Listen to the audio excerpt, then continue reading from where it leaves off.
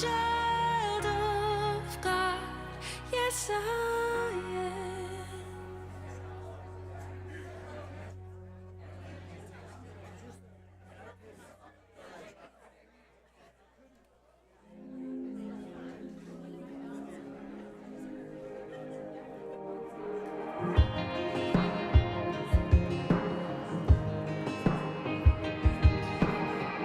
I won't forget the wonder of how you brought deliverance, the exodus of my heart.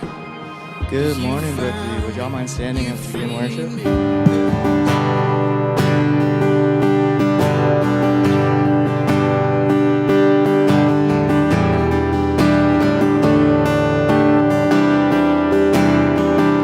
There's honey in the rock, water in the stone, manna on the ground, no matter where I go. I don't need to worry now that I know everything I need you've got. There's honey in the rock.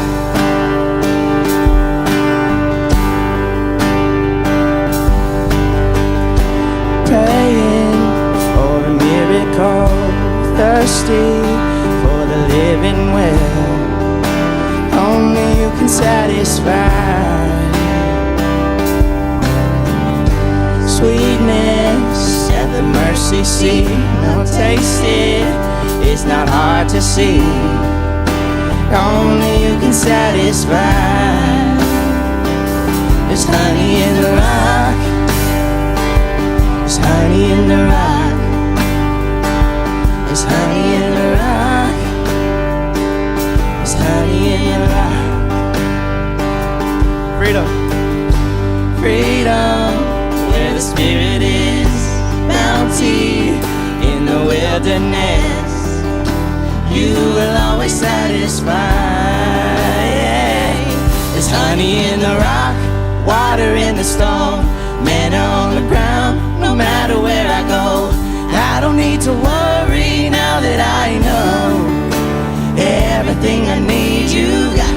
There's honey in the rock, purpose in your plan, power in the blood, healing in your hands. Started flowing when you said it is done. Everything you did's enough. There's honey in the rock. There's honey in the rock. There's honey in the rock. There's honey in the rock. I keep looking. I keep looking. I keep finding. You keep giving. You keep providing. I have all that I need. You are all that I need. I keep praying. You keep moving. I keep praising. You keep proving. I have all that I need. You are all that I need. I keep looking. I keep finding. You keep giving. Keep providing. I have all that I need. You are all that I need. I keep praying. You keep moving. I keep praising. You keep proving. I have all that I need. You are all that I need. And I have all that I need. You are all that I need. There's honey in the rock, water in the stone, manna on the ground, no matter where I go. I don't need to worry now that I know everything I need you got. There's honey in the rock, purpose in your plan, power in the blood, healing in your hands. Started flowing when you said it is done. Jesus is ours enough. There's honey in the rock. There's honey in the rock. There's honey in the rock. There's honey in the rock.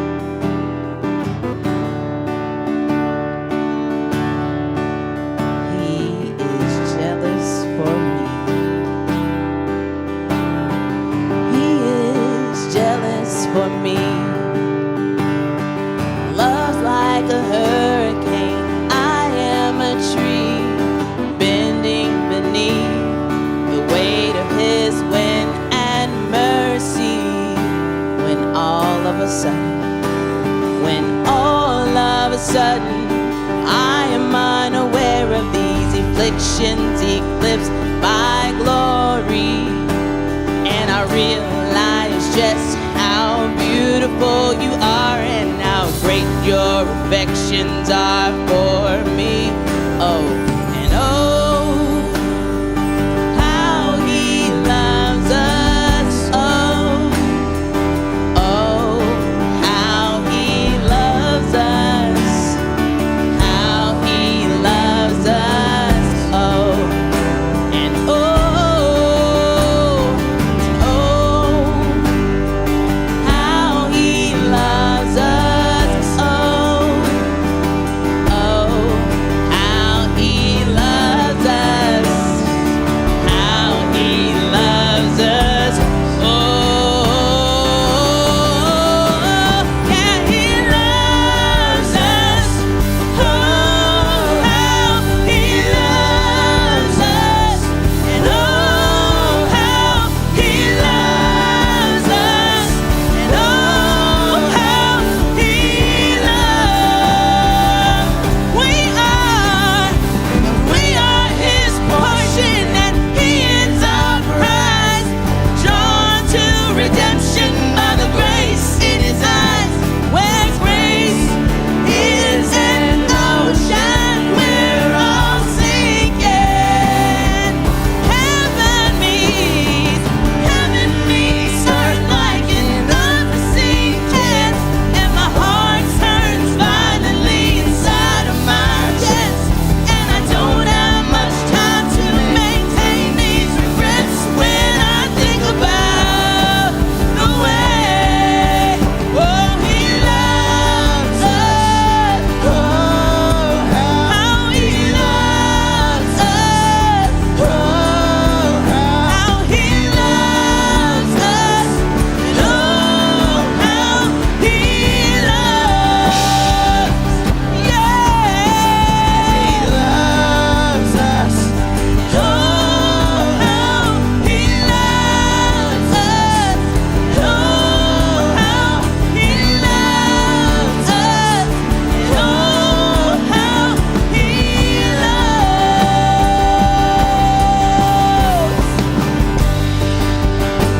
God, we are so glad to be your children. We are so grateful that you love us so much. You love us in a way that we could never, ever, ever repay. So God, we surrender.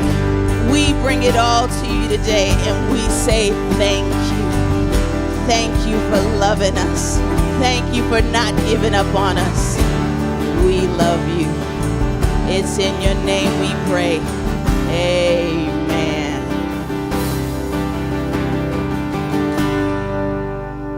Good morning. Would y'all mind saying hi to someone next to you as you sit down?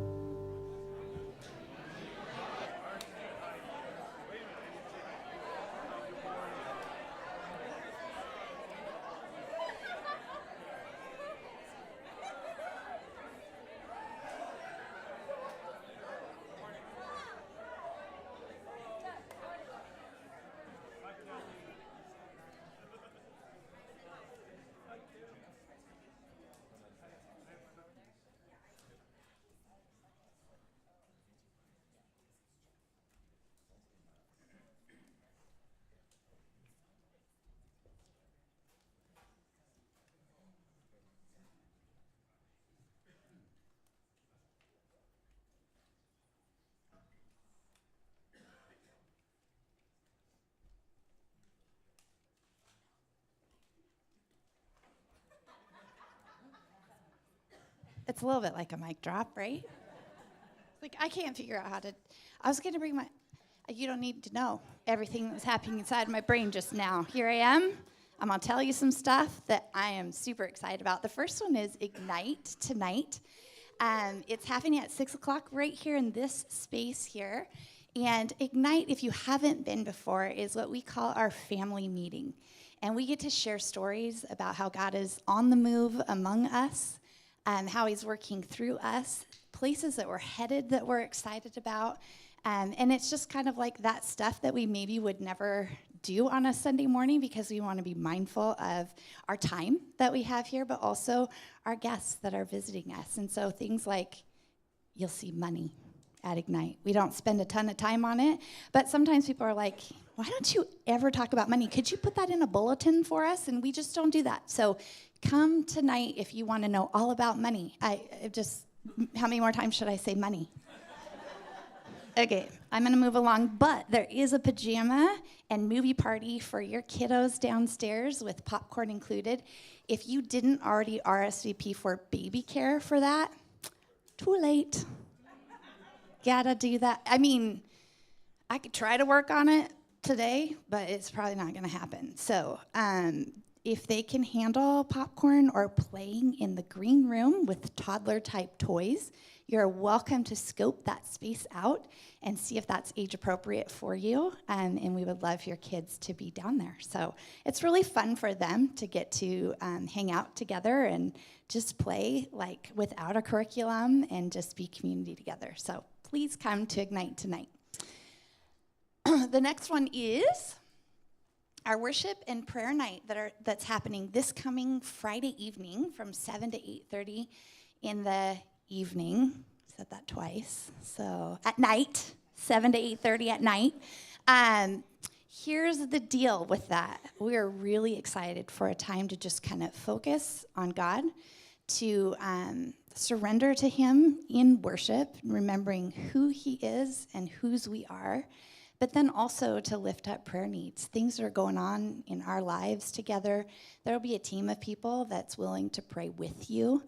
We are not going to make you feel awkward and you have to pray out loud in front of a bunch of people.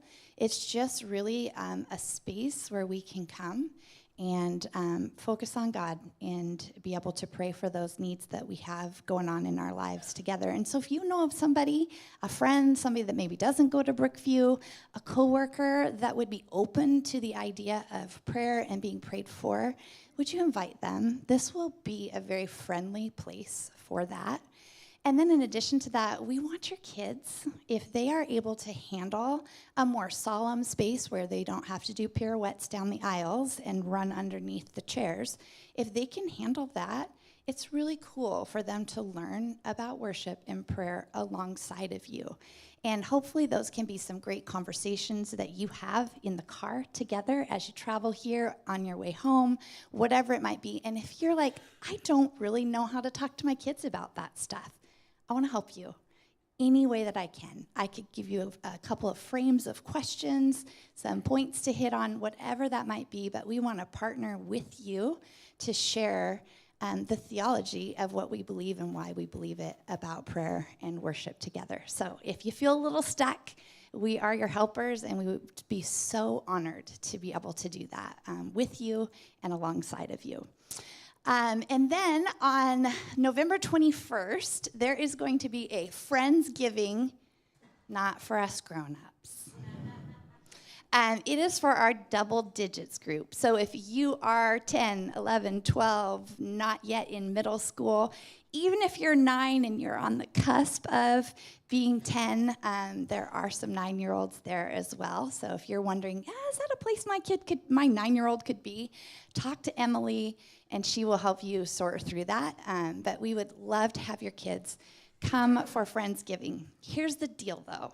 This one's unique because there has to be a little bit of prep work that goes into it. So you're going to let Emily know that your child will be able to come, and then they get to draw a dish out of a hat, like the green bean casserole or something like that that might be a traditional Thanksgiving-type food. And then with a little bit of help from you, they get to prepare that for their friends. And why do we do that? Because we think it's fun? Yes, we do. But we also think that that teaches them a skill of being generous, of being hospitable, of knowing what it's like to prepare a large amount of food, not just like for myself. And it takes their heads from this to hopefully this. And we want to try and do that wherever we go. To give kids the confidence to be able to welcome people into their home and to think more about the people around me than what's going on with me, because we really do believe that is the thing that leads to peace and life. And it is the good life that Jesus has on offer to us when we stop thinking of myself and we start thinking of others. So this is just one of those ways that we're doing that. And we are talking a lot in our kids' programs right now about community and how to be community, how to sit around a table with friends, how to engage in meaningful conversation. And we just feel like, gosh, if we could equip our kids with those skills, can you imagine what might be possible for them, but even more so for the world that they are going to encounter as they love Jesus wholeheartedly and know how to love other people. So I'm super pumped about I could talk for days, but I'm not gonna. I'm gonna move on. So please RSVP to Emily. I also want to say you get to invite friends to that. That if you are like, but they didn't draw a dish, we don't care. If they feel like, oh, I really would want to bring something, we're going to assign them potato chips, okay? And Oreo cookies or something that's very easy for them. So you're going to make a little bit of extra for everybody's friends as well. But our Brookview core of double digits is going to be providing that meal. Partnership class is happening Saturday, November 22nd, 9 o'clock to 1 o'clock in the afternoon. And that class is for those of you that call Brookview your church home, or you're considering calling it your church home. This is where we talk about what we believe, so what our theology is here. We talk about the reality of how we're structured and how governance works around here. We talk about ministries that we have, and then ultimately we talk about how can you link arms with everyone around you to do what it is that we believe that God has positioned and postured us for in this community and in our world. And every church has a different DNA. And for those of you that have been at different churches, you can feel that. And so this is just an opportunity to figure out what are we passionate about here, and how can you come alongside of the group of people that's moving in this direction and be more powerful, because we will be more powerful together than we would ever be able to be on our own. And so this class is this opportunity to learn about that, and Jason does an incredible job with that. So if nothing else, to just sit in a room with a handsome man, mark your calendar for November 22nd, 9 a.m., baby, 9 a.m. Then we have our Connect card, and so you can sign up for most things that I talked about using this Connect card here. Those of you that are watching online this morning, welcome to you. Your Connect card is online at brookviewchurch.com. That's all I got.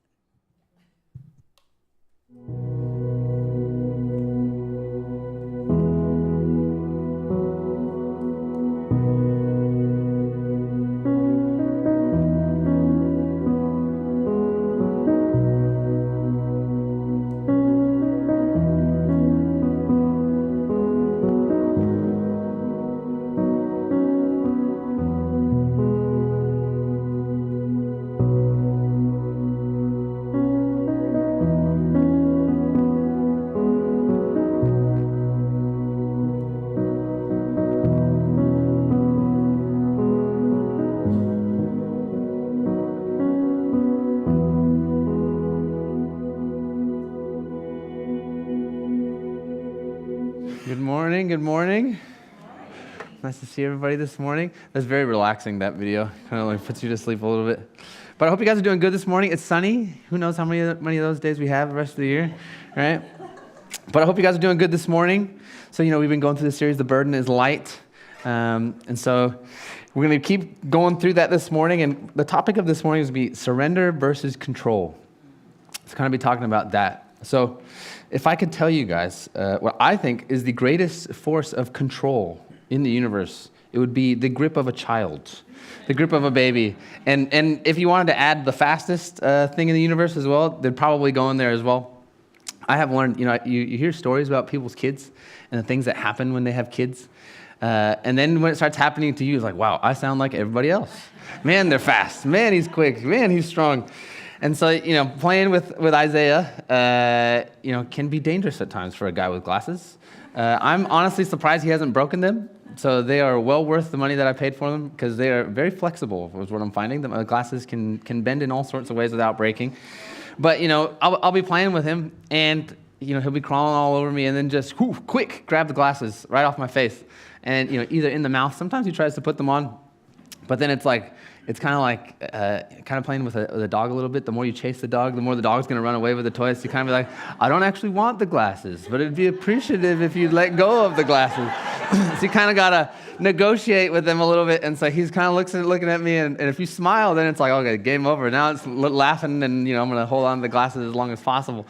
And so, I got to grab his chubby little moist fingers and try to get him to release my glasses, all the while saying let go without, getting showing some form of frustration.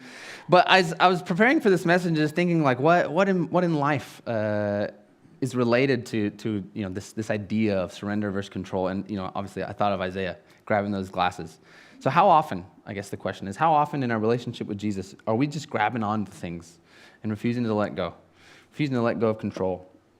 He might be asking us for us to let go of something, or to surrender it, or to surrender ourselves more fully, and we just grip tighter, kind of like Isaiah, don't want to let go of it. Or we run away and hide, thinking that hiding is going to keep it from us from having to address it. And so, don't be afraid. We're not going to reveal any crazy things that the Lord wants you to surrender this morning, but I want to look at it. I want to look at surrender and what it looks like to actually surrender to Jesus, and what life looks like for you when you try to hold on to control, or when you decide to let go, you decide to surrender. And what life looks like for other people when you surrender versus when you are controlling. Because that is can really affect relationships with other people, whether or not you live a life of surrender or you live a life of control. So you may have a few ideas of surrender already. I don't know about any of you guys, but a few years ago, Brier did this thing where she kind of set the camera up to ask me a question. How often do you think about the Roman Empire? And so I was surprisingly high, apparently, once a week. I mean, plumbing, roads, maps, there's so many things that they did. Aqueducts. I mean, my YouTube is constantly full of history things. And so when I was thinking about this message, surrender, immediately my mind went to, war, surrender, General Ulysses S. Grant, one of our presidents. Apparently they wanted to give him the nickname Unconditional Surrender Grant, because that was always what he was going for, unconditional surrender. But that's not necessarily the kind of surrender that I'm talking about this morning.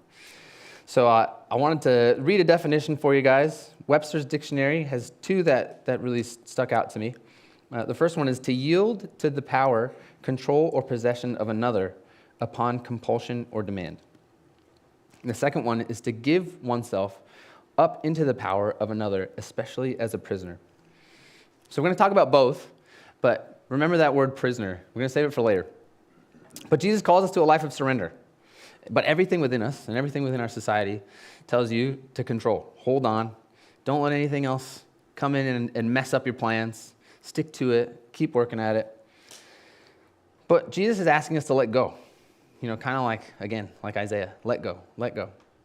So trust me, this concept has hit me hard the last few weeks in preparing for this message. I'm like, man, this is probably the first time where, I decide or get given a topic I'm preaching, and then all of a sudden it just invades my life. And I'm like, I thought I was pretty surrendered. Apparently not. So as I prepared for this, I had to learn this skill all over again. But let's get moving. So let's look at two kind of character studies. So I want to do a bit of a character study on King Saul, and then also Mary, the mother of Jesus. So these two couldn't have responded more differently to the call of God. Saul, he sought more control, whereas Mary, she freely gave it up. So I want to look at how their responses to God affected them and the people around them. So we're going to start with King Saul. So he is a prime example of how control can ruin us.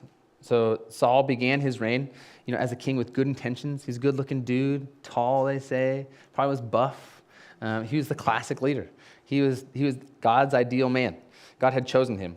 But his fear of losing control profoundly changed him and how he reigned and what he did, how he treated people. And ultimately, it led to him losing everything. So I want to look at three ways that Saul tried to control his life or control God or the situation. So the first way that he tried to control was through timing. So he would try to control, God's timing and people's timing. So it says in 1 Samuel 13, 8 to 14, the Philistines were assembling for battle, and this scared the Israelites because their forces were so big. So a lot of Saul's soldiers were kind of hiding. They had run away.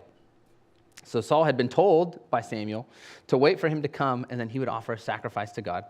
And then God would tell Samuel to tell Saul the direction he needed to take in battle. So we're going to read a few of these verses. So from verse 10 to 14, it says, "As soon as he had finished offering his burnt offering, Saul, behold, Samuel came.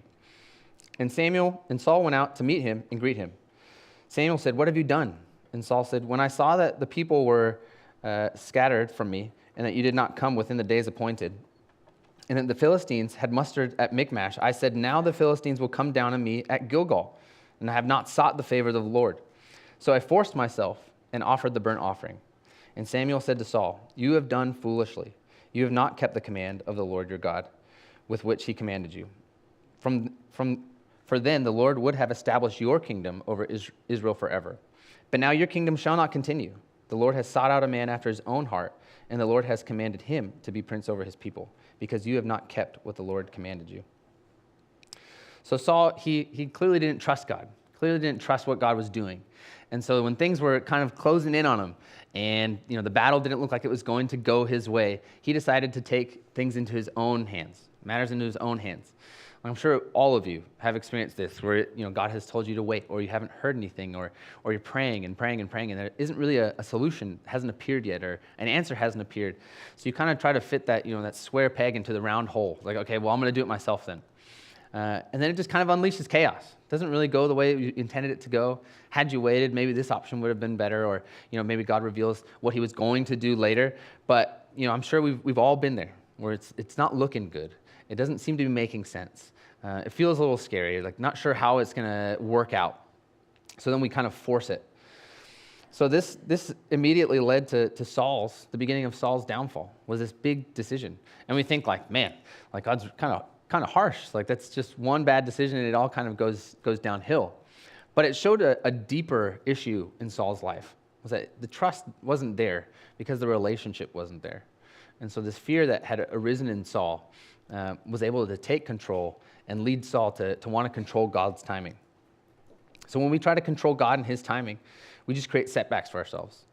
And we are incapable of seeing the big picture on our own, and things quickly devolve into chaos. So we rely more on ourselves rather than God. So we trust us more than God. And so if we're going to be committed to God, we're going to be committed to Jesus, and we're going to truly live a surrendered life, then it requires actually being in relationship with him and allowing that trust to be built. Because where the trust is, that eliminates the fear that leads to the desire for control. It leads us to surrender better. So the second way that Saul tried to control God or control the situation was through obedience. So God had commanded Saul to destroy the Amalekites. And so at the time, they were very violent. They were famous for being violent. And so they were one of Israel's neighbors. And so God was like, okay, I want you to clear them out of the land that I have given you. So I want you to kill all the people and the livestock. Don't leave anything. Just wipe the whole slate clean. It sounds terrible. The Old Testament, it's very difficult sometimes to read. But so Saul decided he would do it. He's like, all right, we're going to go to battle. I will listen to you, Lord. So Saul, he killed all the soldiers, killed all the people, and then when it came to the livestock, he actually had separated all the ones that looked good. He's like, oh, this would be nice on in our land, and these animals would be good for sacrifice. So he had done mostly what God had asked. He didn't do entirely what God had asked. And if it's 99% obedience, it's disobedience, because that 1% still counts for something. And so Saul, he did mostly what was right. And then God and Samuel had this conversation about Saul in 1 Samuel 15, verses 10 to 11, and then in 22 to 23. So God says this to Samuel regarding Saul. The word of the Lord came to Samuel, and he said, I regret that I have made Saul king, for he has turned back from following me and has not performed my commandments. And Samuel was angry, and he cried to the Lord all night. And Samuel said to Saul, Has the Lord as great delight in burnt offerings and sacrifices as in obeying the voice of the Lord? Behold, to obey is better than sacrifice, and to listen than the fat of rams. For rebellion is as the sin of divination, and presumption is as iniquity and idolatry. Because you have rejected the word of the Lord, he has also rejected you from being king. And it's like, again, man, God's response is a little intense. It's like, wow, this is very, very, very harsh. But it's a big deal because Saul was the leader of a whole nation. Saul was leading all of God's people into disobedience, into a lack of trust. And again, all built on top of that lack of relationship. So this type of obedience is actually a statement of lack of trust. And God asks things of us for a reason. And when we create the terms in which we will obey, we create an illusion of discipleship without the cost of true obedience. And so I think there's a saying like, you want the kingdom without the king. We want to be a part of it, but we don't actually want to do what is required of us to fully, take in the blessing of God, to fully participate in his kingdom, to fully participate in surrendering. And so when we decide how we're going to obey, when we decide, I'll do this, but that's a little too much, or, I'll do this, but that's probably too far. I once heard someone say that, life has to have balance. And so if you commit too much time to God or too much time to the church, then the other areas of your life are out of balance, and that's not a good thing. And that's totally wrong, totally wrong. We're to live entirely surrendered, entirely given up to Jesus, 100%, not 99%. And so, we face the temptation often. We hear a bad habit described and think, that's not me. And we redefine sin as our struggle. And sometimes we blame others for our issues so we don't have to accept responsibility for our choices. But surrender is hard, and it requires looking inside, and it requires being honest with ourselves and being like, am I actually doing what God has asked me to do? Am I actually giving up all that I can possibly give up to him? It does require that we allow ourselves to be changed, and that often really hurts. And I think that's part of why surrender is so scary. It's because that when you're not giving up, when you're not in control, then you're not in control. God is in control. And you have to rely on him to guide you. And sometimes it's to places that you don't necessarily like, or that's to speak to people that you don't necessarily want to speak to, or it's to do things that you don't really want to do. But there's a reason that he's sending you that way. There's a reason that he wants you to know that and to learn that and to grow in that area. But that's what surrender is, and that's what trust is, and that's what relying on him is. So the third way that Saul tried to control was through threats. And so in 1 Samuel 18, 6-9, it says, as they were coming home, when David returned from striking down the Philistines, the women came out of all the cities of Israel, singing and dancing to meet King Saul with tambourines, with songs of joy, and with musical instruments. And the women sang to one another as they celebrated, Saul has struck down his thousands, and David his 10,000s.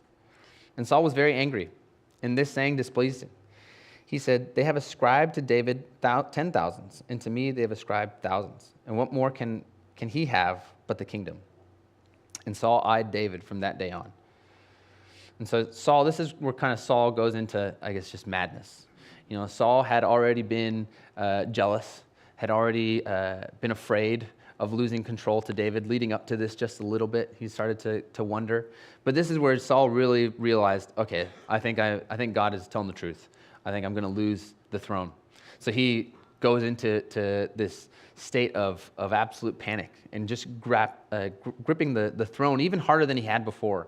And it just absolutely destroys everyone in his path. So he allowed the fear of losing the throne drive him to attempt to control David and ultimately God. He turned against his children, his advisors, Samuel, David, all these people. Saul had turned against everyone in an effort to control. So he put all of his efforts from then on into hanging onto the throne. And like Isaiah with my glasses, he had his fingers wrapped around so tightly, he lost sight of the purpose. The purpose was to lead the people of Israel to know God deeper. The purpose was to be somewhat of that intercessor for the people of Israel and God. And he had now just saw the throne as something to keep. The power that he wanted to hold on to was now just a thing to have, not to be responsible to God, not to be a leader to a people. And so I think when we lose sight of Jesus, and we lose sight of what life is actually meant to be, humbly living before our God, surrendered, we lose sight of our purpose. When we are trying to control it, it kind of gets us to forget what's actually going on around us, because all we can focus on is not losing control. The issue at hand, how can I solve this? How can I maintain control? How can it go the way I want it to go? And in Saul's case, it went so far that he was willing to control people. He's willing to abuse people. He's willing to even, attempt to murder David. So our desire for control can actually prevent us from loving others. It can prevent us from fulfilling our actual purpose in Jesus' kingdom.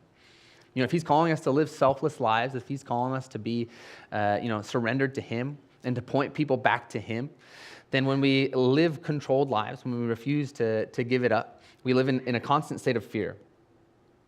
So David Benner, he kind of tells us what is at the heart of control, and it's fear. He says, fearful people live within restrictive boundaries. People who live in fear feel compelled to remain in control.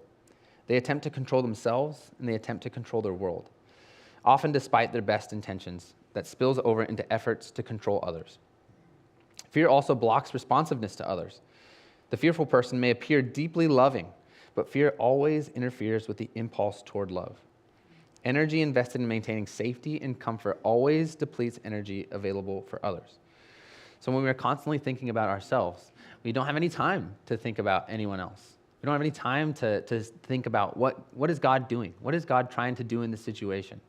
And so when we grip onto things so tightly, when we grip onto control so tightly, there's no space for God to show up and to reveal himself, to reveal his plans, his desires for you, his path for you, because there's no space in here. But he's asking us to live our lives like this, our hands open, where he can give and he can take, where he can lead, where he can place things in our path that he wants you to follow. And so if fear drives out control, then what drives our ability to surrender? And I would argue that it's trust. And that's where Mary comes in, Jesus' mom. So there's two characteristics of Mary's surrender that I think really stood out to me. So in Luke chapter 1, verse 28 to 30, it says, "And he came to her and said, 'Greetings, O favored one, the Lord is with you.' But she was greatly troubled at the saying and tried to discern what sort of greeting this might be. And the angel said to her, 'Do not be afraid, Mary, for you have found favor with God.'" So I just love how, we just talked about Saul. And Saul's fear was that he was going to lose the kingdom and that he was going to be either a nobody or maybe he was going to be killed or whatever it may be. His fear ultimately was he was going to lose the kingdom, so he needed to maintain control. So it drove him to do all these awful things. The first thing that the angel addresses, one of the first things, is do not be afraid. So Mary must have looked afraid. I mean, could you imagine? I don't know what she was doing, maybe, doing laundry or getting water from the well or cooking or whatever it may be, and some guy just shows up in your house and he starts talking to you. And maybe he's even glowing. Who knows what an angel looks like? But the glow might have been scary as well. Like what's this dude doing? Like so obviously I think she was afraid, clearly, because the angel addressed it. But the beautiful thing is that she did not let her fear control her. Mary, she's going to be asked to give birth to Jesus and then raise the Son of God. And that would be terrifying. That in and of itself would be terrifying. So she has to live a surrendered life if she's going to do this. She has to keep fear from taking control over her life. She has to keep the fear from pushing her to grab control and to try to control Jesus. In the book that we're referencing in this series, the Burden is Light, John Tyson talks about when he moved to New York, they found a park that was a couple blocks away from their apartment. And they were playing with their kids, and there was other parents there who came along, and their kids were all playing together. And this lady asked John Tyson's wife, so what school do you send your kid to? And she said, just the local elementary school. That she's in kindergarten. And she said, you just didn't have a plan? You just sent her to the local elementary school? And like shocked. And she's like, yeah. Why? I don't know what you want me to do. And she said, well, if you don't pick the right elementary school, then you won't get into the right middle school, and then you won't get into the right high school, and then they won't get into the right college, and then, they won't get the right job and have enough income, and their life will just spiral out of control because you didn't put them in the right kindergarten. And so she's just like, what are you even talking about? It's just kindergarten, man, learning colors and shapes. But he uses this as an example that we are always trying to control life. We are always, every step of the way, trying to plan things out to make sure that they go the way that we need them to go. And so when Mary gets asked to raise Jesus, partially, he probably raised himself a little bit. But when she gets asked to be given this job, Like, I couldn't imagine the amount of fear that would have overcome me, thinking like, you've given me such a great responsibility. And like, for all of you who are parents, I'm sure you already feel such a great responsibility to raise your kids in the ways of the Lord and do the right thing and set them up so that, they grow up to be successful adults and healthy people. And it's insane how much we try to control, when in reality, it's just we have no control. Like, you send him to school and you don't know what he's going to learn every day, and you don't know what job he's going to decide or what thing he's going to want to do. We can't control. We can't really control much. But Mary didn't let that fear of not having control prevent her from doing God's will, from living surrendered and giving Jesus up back to the Father. So she wasn't there planning kindergarten and middle school and high school and college for Jesus. She was, whatever your will be done in me, Lord. So she was almost certainly afraid, but it didn't drive her to take control. The second thing that I think is important to look at in regards to Mary's surrender was her humility. So she humbled herself to be used by God. In Luke chapter 1, verse 35 to 38, just a little further on, it says, "And Mary said to the angel, 'How will this be, since I am a virgin?' And the angel answered her, 'The Holy Spirit will come upon you, and the power of the Most High will overshadow you. Therefore, the child to be born will be called Holy, the Son of God. And behold, your relative Elizabeth, in her old age, has also conceived a son, and this is the 6th month with her who is called barren. For nothing will be impossible with God.' And Mary said, 'Behold, I am the servant of the Lord. Let it be to me according to your word.' And the angel departed from her." So Mary's first response, she isn't. It may not be what you expect, but it wasn't surrender. She asked a question. She wanted to know, how will this be since I am a virgin? She was confused. But God isn't asking us to just be robots, to not ask questions or to not think or just to follow mindlessly. He understands that we have worries, that we have cares, that we have questions, and it's okay. It's okay to feel that way. I mean, if you want to look at the opposite of Saul back in Samuel, you look at David, and David had plenty of questions. I mean, David continued to follow God as he had the king of the entire country chasing him around the whole country, trying to kill him. He's hiding in caves and relying entirely on God. He had lived entirely surrendered, but this man was trying to kill him. But he trusted God, and so did Mary. And so she was able to ask questions and continue to follow him because she had a relationship with God. So this trust from the relationship, you can see it in verse 30. It says, "For you have found favor with God." And in the original Greek, another word, the word for favor, can also be used to say delights. He delights in you. So this clearly shows that there's a relationship already. So Mary had already proven herself to be faithful to God, had already proven herself to be someone that was surrendered to God. So that when she was chosen, she was going to fulfill what God had asked her to do already. So God has a purpose for all of us. He's asking us to all do something in our lives, and he's placed you in the place you are for a reason, to reach the people that are around you for a reason. And so if we live surrendered, if we live humbly, submitting ourselves to God's leadership, to God's directing, then we will achieve whatever it is that he's asked us to do. So the past experiences that Mary may have had with God was able to fuel her ability to trust him. And so in our lives, the past faithfulnesses, the examples that God has been faithful to us should fuel our ability to trust him, despite the circumstances, despite it looking bad.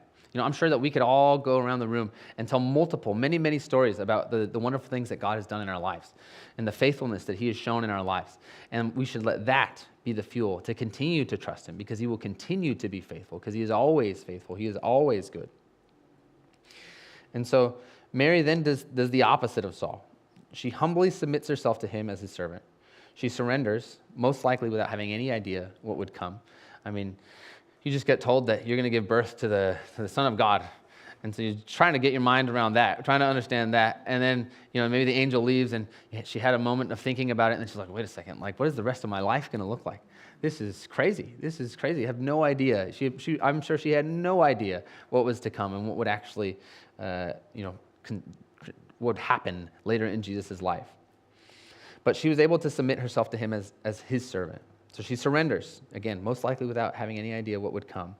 Whereas Saul's fear led him to clutch tighter and ultimately lose everything.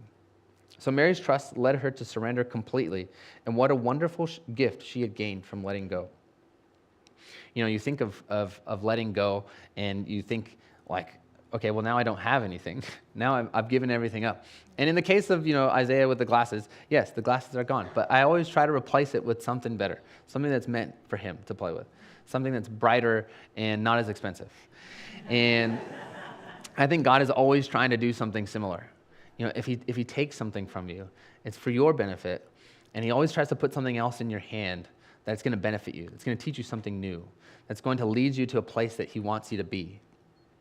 And again, we have no idea that it's going to happen. We have no idea that that's available until we let go of the first thing. So John Tyson says this of Mary's life.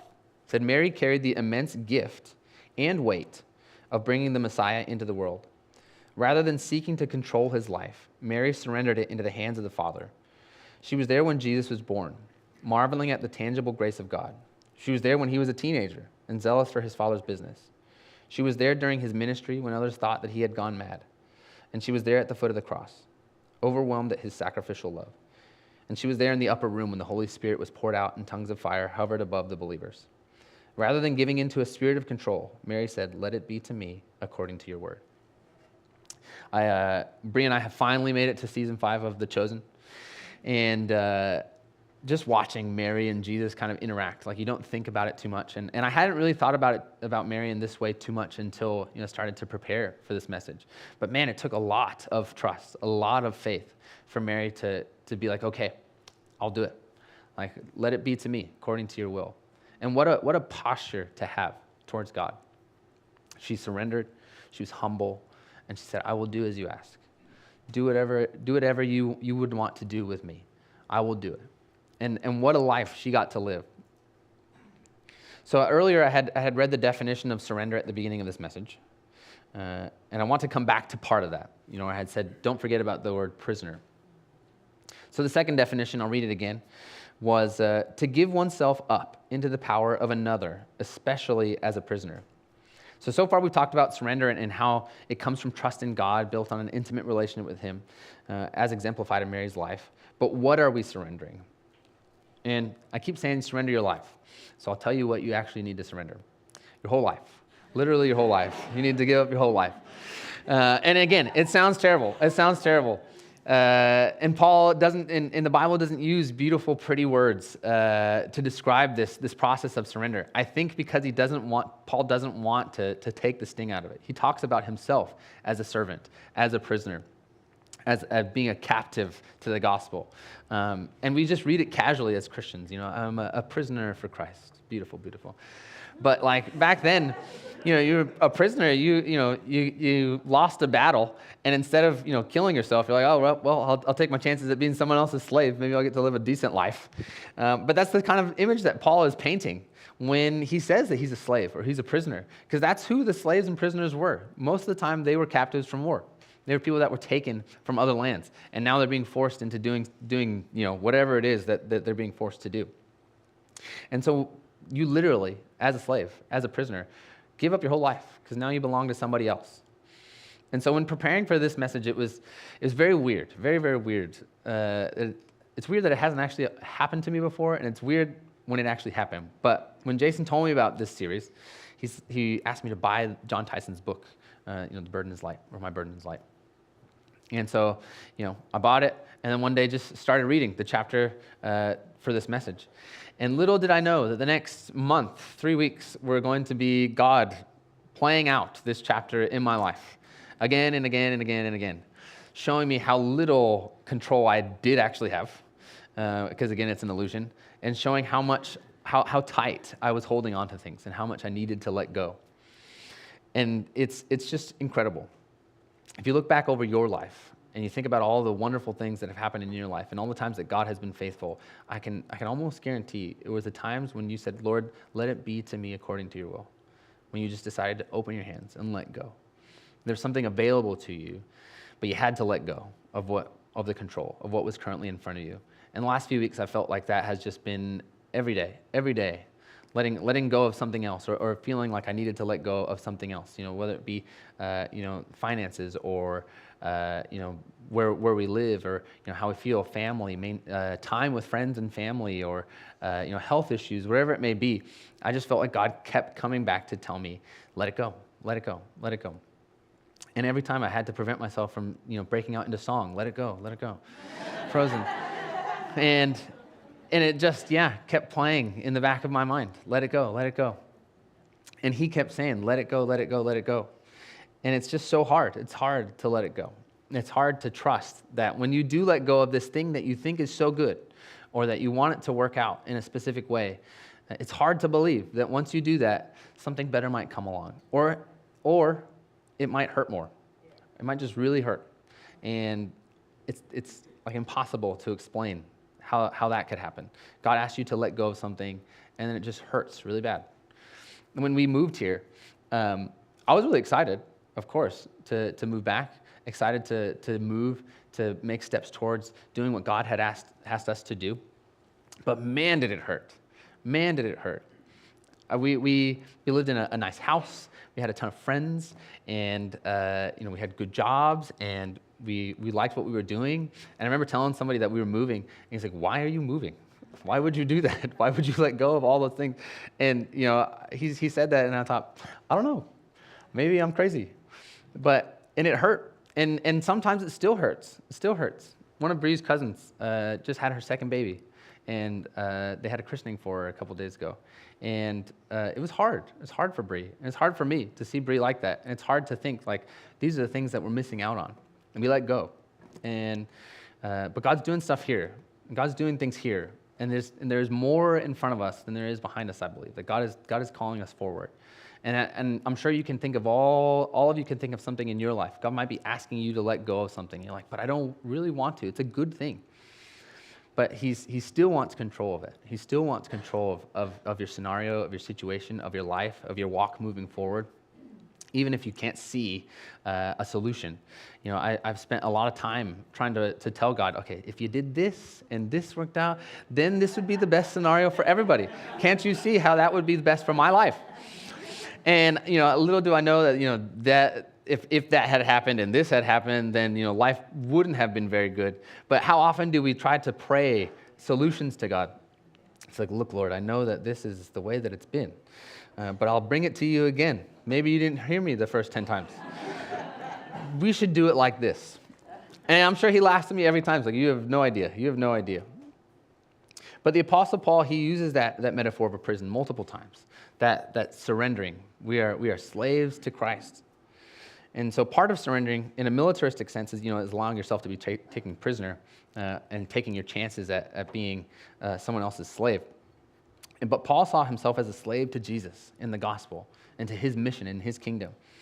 Ephesians chapter 6, 18-20 says, "To that end, keep alert with all perseverance, making supplication for all the saints and also for me, that words may be given to me in opening my mouth boldly to proclaim the mystery of the gospel, for which I am an ambassador in chains," fancy slave, "that I may declare it boldly as I ought to speak." 1 Timothy 1:8 says, "Therefore do not be ashamed of the testimony about our Lord, nor of me, his prisoner, but share in suffering for the gospel by the power of God." Romans 6:22, "But now that you have been set free from sin and have become slaves of God, the fruit you get leads to sanctification and its end, eternal life." So the language Paul uses, it is very intense. But this is the reality of following Jesus. He isn't asking for part of your life or to share control or ride along in the passenger seat. If you're surrendering to his loving kindness, his grace, his mercy, you are essentially submitting yourself to be a servant of the King. No longer are we in control of our lives, but we are being guided by Jesus within us. And he is now the power that is within us. And we should be doing things prompted by him. So it sounds like a lot, but really, what a gift to know Jesus, right? I mean, Paul talks about it as well. He said, I count it all as loss. He lists all the wonderful things about his life, all the things that he had accomplished, all the privileges that he had. And he says, I count it all at loss for the wonderful gift of knowing Jesus, of being in relationship with Jesus. And, Philip Yancey, he talks about how, oftentimes something good will come with pain or something difficult. And he says, often a work of God comes with two edges, great joy and great pain. And in a matter-of-fact response, Mary embraced both. She was the first person to accept Jesus on his own terms, regardless of the personal cost. And I love that, on his own terms. Not trying to control him or have him as a side option or just have him along for the ride, but to accept him on his terms, to surrender, to trust, even when there is great pain. And I think that's the thing, is that we are afraid of the pain. We are afraid of what it might cost us by letting go. We're afraid of where we might go. It might ruin everything if I let go. So, I don't know. But he's asking us to trust him. And if we're surrendered to him, if we're actually in relationship with him, then we need to be building that trust, trusting, letting go, maybe a little bit, maybe just something small, letting go of something small, or letting go of a small situation first and let it grow. Let your ability to surrender grow. So this series is based on Matthew 11, 28 to 30. So I thought I'd bring it up again because, as I'm wrestling with the Lord about surrender, this passage has kept coming back to me again and again. And it says, "Come to me, all who labor and are heavy laden, and I will give you rest. Take my yoke upon you and learn from me, for I am gentle and lonely in heart, and you will find rest for your souls. For my yoke is easy and my burden is light." Servant, slave, surrender, all these words are really scary and kind of intense. But we aren't just giving ourselves over to an evil tyrant. We're not giving ourselves over to someone who's going to abuse that trust, someone who's going to abuse, leading, allowing ourselves to be led by him. If I can imagine if you were taken into slavery by the Romans, it wouldn't be a great existence for the rest of your life.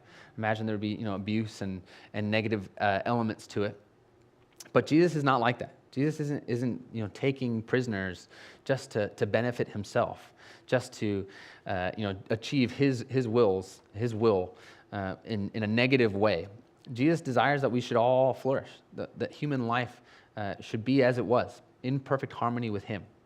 And when that happens, life only gets better. Life only gets better.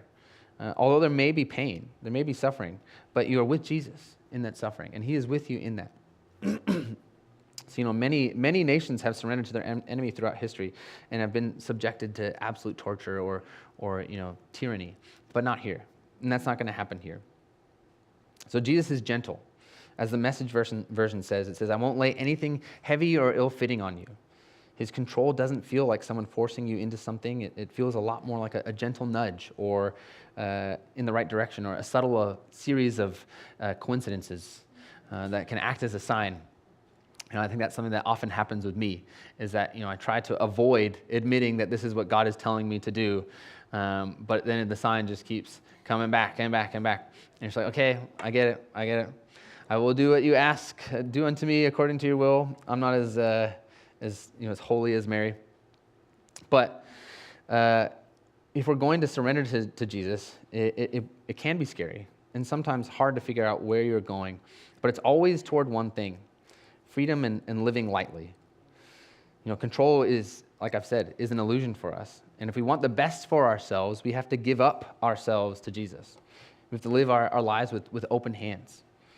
It's one of the great paradoxes of Christianity. For whoever would save his life will lose it, but whoever loses his life for my sake will find it. And so that's something that, kind of a mentor that I had in Australia would often tell me. You need to just live your life with open hands and allow him to lead you. When I felt called to come back to Seattle to plant a church, like 6 or 7 months after I had moved to Australia, and I immediately started buying church planting books and listening to people talk about church planting, and preparing myself, thinking that I needed to have a name and a location and a team and funding and denominations and all this stuff. And I'm 19, 20. And I just think the Lord laughed, because 11 years later, I am finally here, and I'm not planting anytime soon, but we're on our journey. We're getting there. And the Lord, I think he respects the desire to commit. I think he respects the desire to control, because, it's not always a bad thing. When we try to control, we try to do things the right way. We try to plan, and we try to make sure that it's going in the right direction. And I think the heart behind that can be good, as long as it's not based in fear. But I think the big thing is that we should allow our plans to just sit in our hands open. We're going to make plans, and we're going to try to do what God has asked us to do, and we're going to try to do it the way that he's asked us to do it. And we want to bring him glory and forward the kingdom and point people to him, but we should always keep our hands open. Shouldn't want to take so much control that it has to be done exactly like this, that we eliminate him from the equation. Because like I said, when our hands are closed, there's no space for him to come in and make a difference, for him to come in and change things, for him to come in and swap those glasses out for a colorful ball. There's no space. So we have to live this way. So I'm going to get the band to come back up. And I just wanted to leave a little extra time just to kind of think about what it is, what in life are we grasping onto? What in your life are you holding onto with all your might and not letting go? Where has fear led you to believe maintaining control is possible? Again, control is an illusion. Where if you're afraid of something, afraid of maybe losing something, or just losing control in general, where has fear led you to live that way in your life? And what can you surrender to Jesus today? Or maybe you need to surrender yourself entirely once again. All week, the last few weeks, God has been pointing out different things in my life that he's wanted me to let go. Maybe let go of having a road rage, being irritated, people cutting you off, or maybe it's letting go of a relationship that you might have that feels strained, that you think like, Lord, if you just did this, if you just created opportunities, if it just went this way, then we'd be okay. This relationship could be amended. Whatever it may be, I think I encourage you this morning to let it go. Let it go. And as I say that, maybe the Frozen song is playing in the back of your head. And good. Let it go. Let it go. Let Elsa sing to you as you think about what it is, Lord. Ask yourself, Lord, what do you want me to let go this week? What can I give up to you? What control am I taking too much control of? What can I give back to you? So as the band plays, I just encourage you to pray that and listen.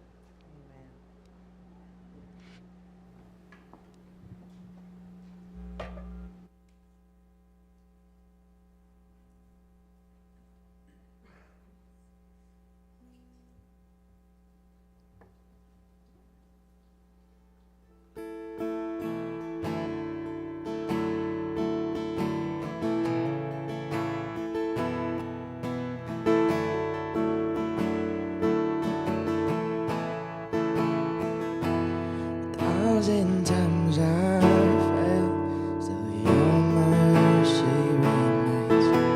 Should I stumble again, still I'm caught in your grace.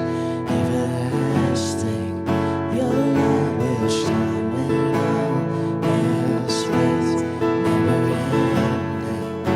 Never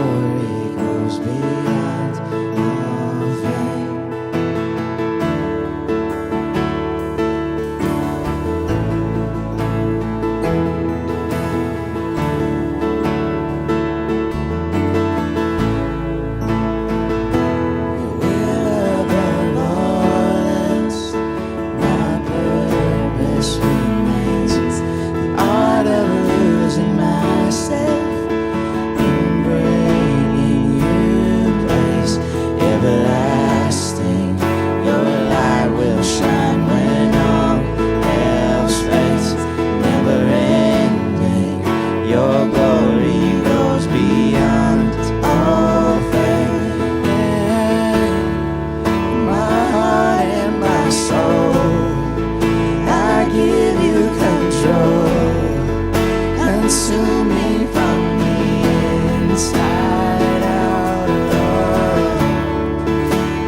Justice and grace become my embrace, to love you from the inside out. And everlasting, your light will shine when all else fades. Never ending, your glory goes beyond.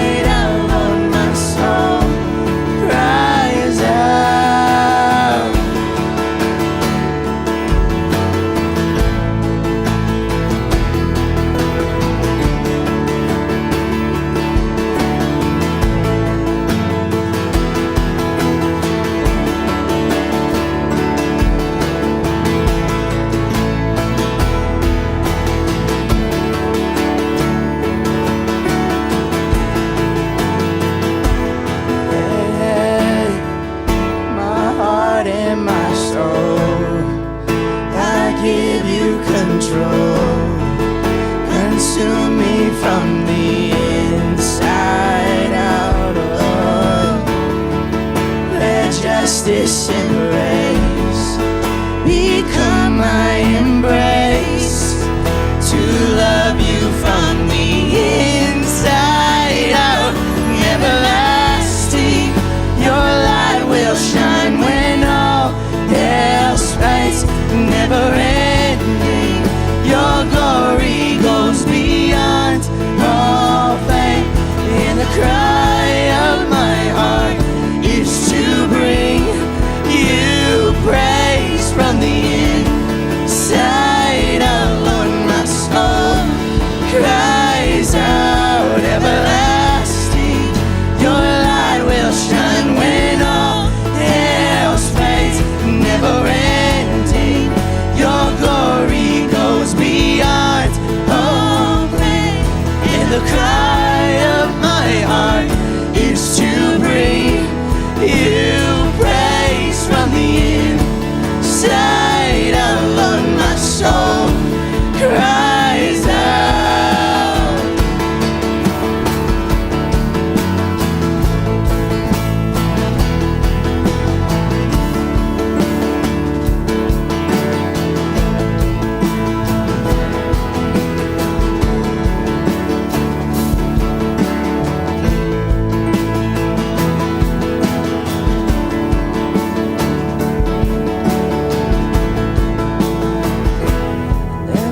Everlasting, your light will shine when all else fades.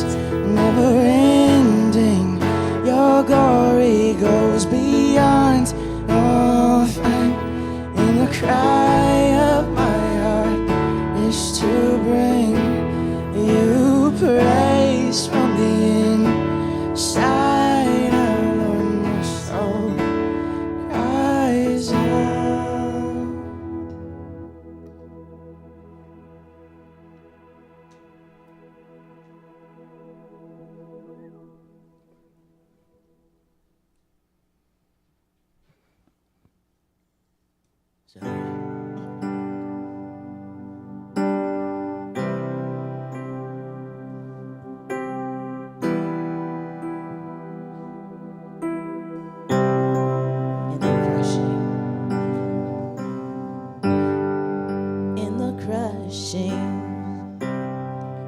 In the pressing, you are making new wine. In the soil I now surrender, you are breaking new ground. So I yield to you and to your careful hand. When I trust you, I don't need to understand. So make me your vessel. Make me an offering. Make me whatever you want me to be. God, I came here with nothing but all you have given me. Jesus, bring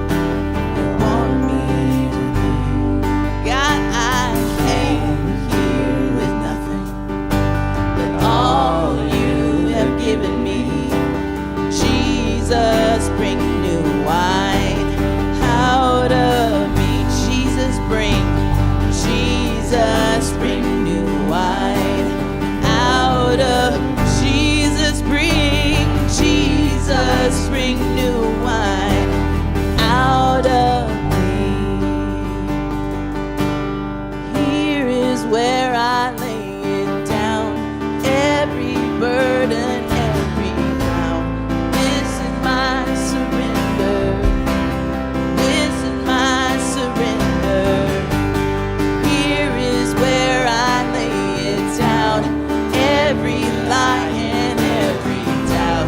This is my surrender. Oh, and I will make room for you, to do whatever you want to do whatever you want to. I will make room for you, to do whatever you want to do whatever you want to.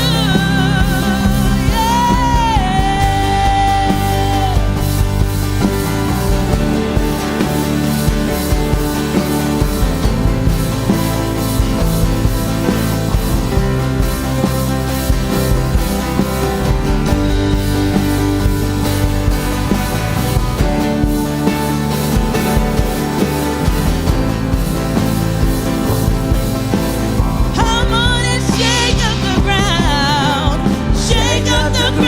of all my tradition, break down the walls of all my religion. Your way is better. Your way is better. Shake up the ground of all my tradition, break down the walls of all my religion. Your way is better.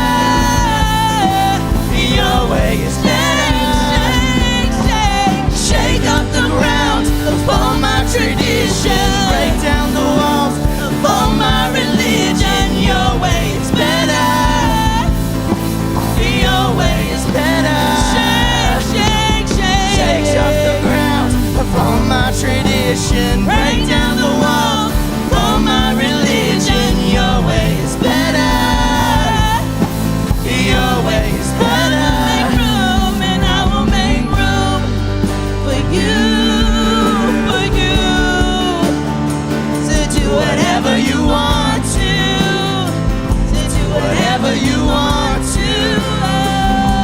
And I will make room for you, to do whatever you want to do whatever you want to. Here is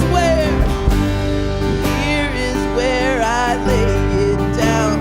You are all I'm chasing now. This is my surrender. This is, say, here is where I lay it down. You are all I'm chasing now. This is my surrender. Leave it, surrender it. This is, yes, here is where I lay it down. You are all I'm chasing now. This is my surrender. This is, here is where I lay it down. You are all I'm chasing now. This is my surrender.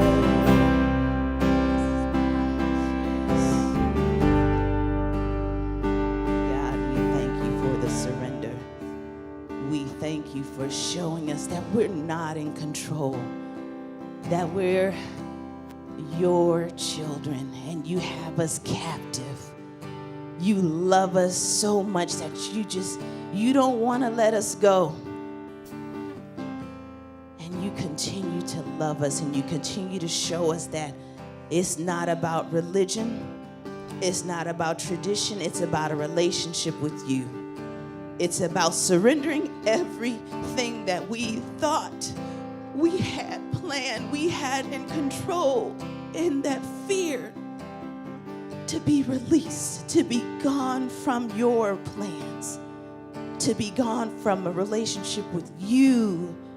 Allow us to step out in that faith, to step out in that space that we can just, smile even in the hard times and just let the tears flow as needed, and to release that pressure of control.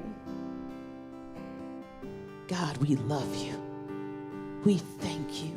And God, we know we're not going to get it right every time. And you already know that. Help us come back in that alignment with you. Amen.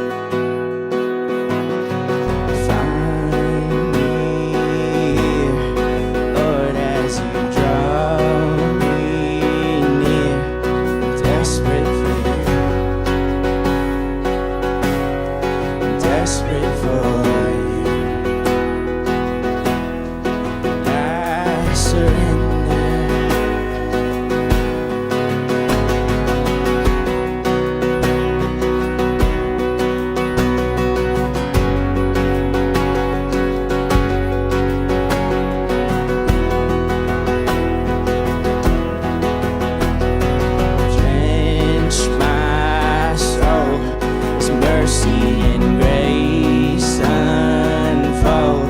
I hunger and thirst. I hunger and thirst.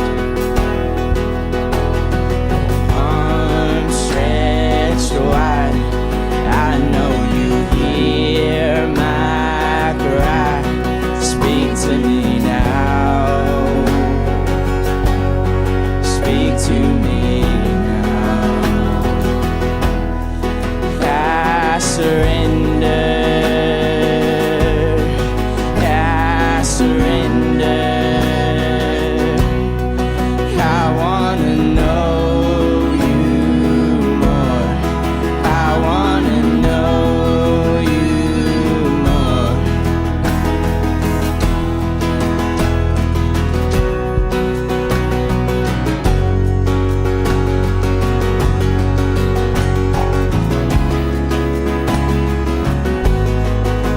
Like a rushing, like a rushing wind. Jesus, breathe in. Lord, have your way. Lord, have your way in me. Like a mighty storm, stir within my soul. Lord, have your way. Lord, have your way in me.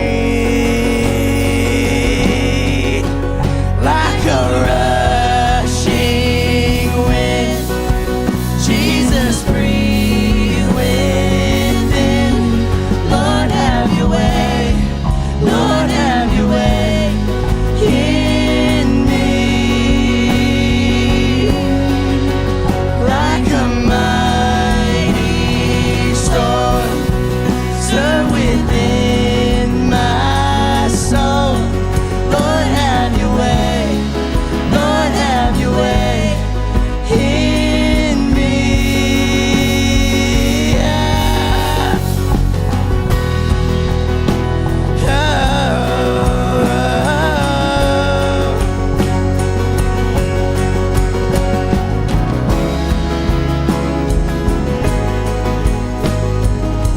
I surrender.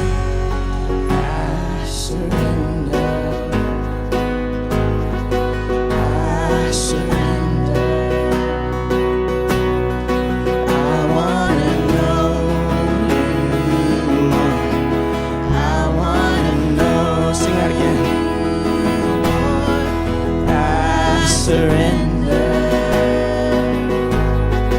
I surrender. I wanna know you more. I wanna know you. Like a rushing, like a rushing wind. Jesus, breathe in. Lord, have your way. Lord, have your way in me. Like a mighty storm, stir within my soul. Lord, have your way. Lord, have your way in me. Like a rushing wind, Jesus, breathe within. Lord, have your way. Lord, have your way in me. Like a mighty storm, like a mighty storm, stir within my soul. Lord, have your way. Lord, have your way in me. Like a rushing wind, Jesus, breathe in. Lord, have your way. Lord, have your way in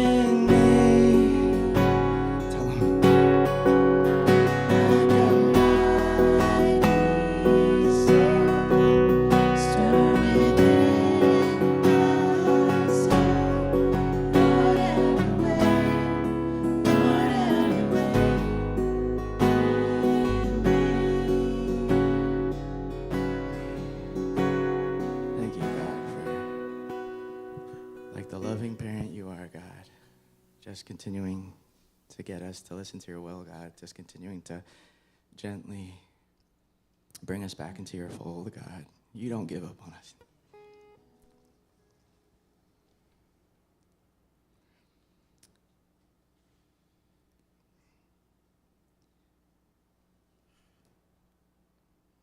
And that's crazy to think about.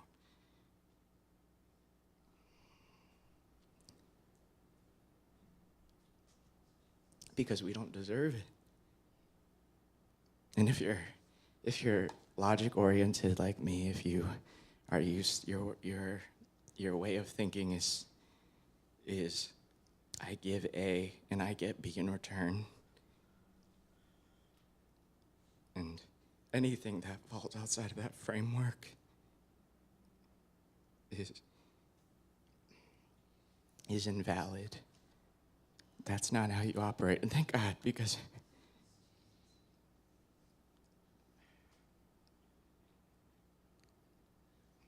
and all you ask is that we listen when you speak, God. And if I'm being honest, I don't struggle to hear your voice. I hear it clear as day, clear as my wife asking me to take out the trash, God. I know what you want me to do. And it's so hard because most of the time I'm so scared.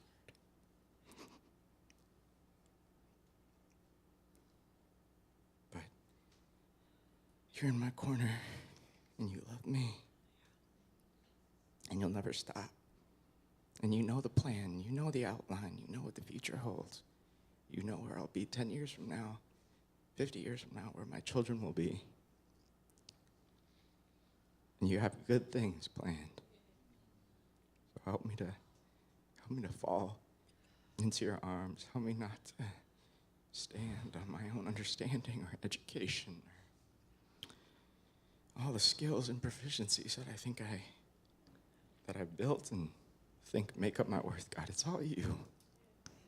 You stripped that all away, and you're still there. You still love me, no less. We love you so much, God. Thank you, Lord, for never giving up on us. In Jesus' name I pray. All right, sorry. You guys are out of here. Have a good Sunday.